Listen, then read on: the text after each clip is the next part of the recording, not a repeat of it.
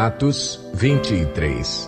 Paulo, fixando os olhos no Sinédrio, disse: Meus irmãos, tenho cumprido meu dever para com Deus com toda a boa consciência até o dia de hoje. Diante disso, o sumo sacerdote Ananias deu ordens aos que estavam perto de Paulo para que lhe batessem na boca. Então Paulo lhe disse: Deus te ferirá, parede branqueada.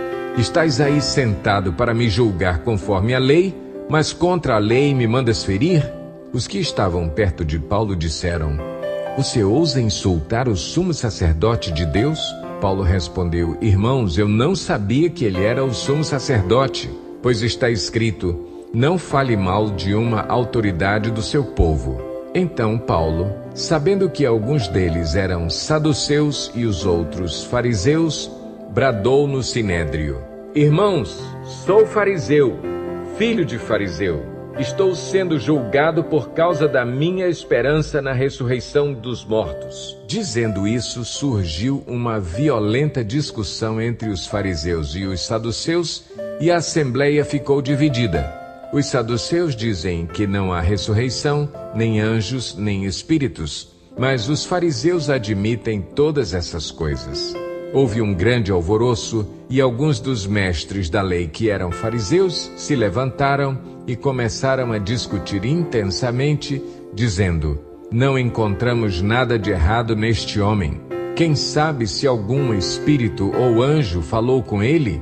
A discussão tornou-se tão violenta que o comandante teve medo que Paulo fosse despedaçado por eles. Então, ordenou que as tropas descessem e o retirassem à força do meio deles, levando-o para a fortaleza. Na noite seguinte, o Senhor, pondo-se ao lado dele, disse: Coragem!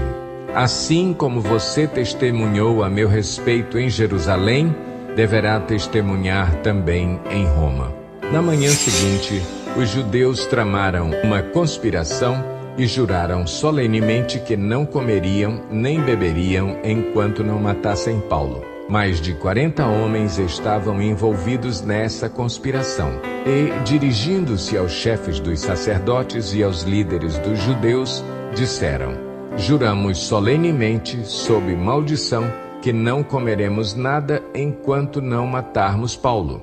Agora, portanto, vocês e o Sinédrio peçam ao comandante que o faça comparecer diante de vocês com o pretexto de obter informações mais exatas sobre o seu caso. Estaremos prontos para matá-lo antes que ele chegue aqui. Entretanto, o sobrinho de Paulo, filho de sua irmã, teve conhecimento dessa conspiração, foi à fortaleza e contou tudo a Paulo, que, chamando um dos centuriões, disse: Leve este rapaz ao comandante, ele tem algo para lhe dizer. Assim ele o levou ao comandante. Então disse o centurião: Paulo, o prisioneiro, chamou-me, pediu-me que te trouxesse este rapaz, pois ele tem algo para te falar. O comandante tomou o rapaz pela mão, levou-o à parte e perguntou: O que você tem para me dizer? Ele respondeu: Os judeus planejaram pedir-te que apresentes Paulo ao Sinédrio amanhã, sob pretexto de buscar informações mais exatas a respeito dele. Não te deixes convencer, pois mais de 40 deles estão preparando uma emboscada contra Paulo.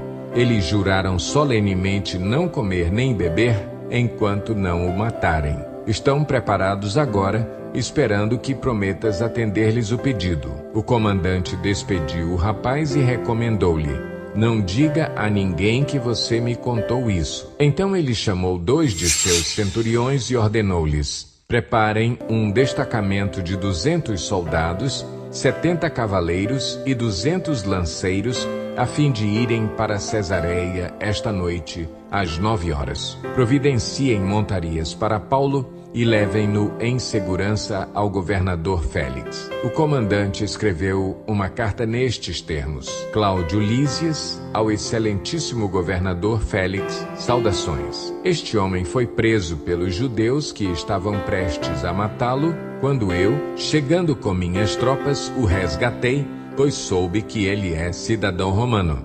Querendo saber por que o estavam acusando, levei-o ao sinédrio deles. Descobri que ele estava sendo acusado em questões acerca da lei deles, mas não havia contra ele nenhuma acusação que merecesse morte ou prisão.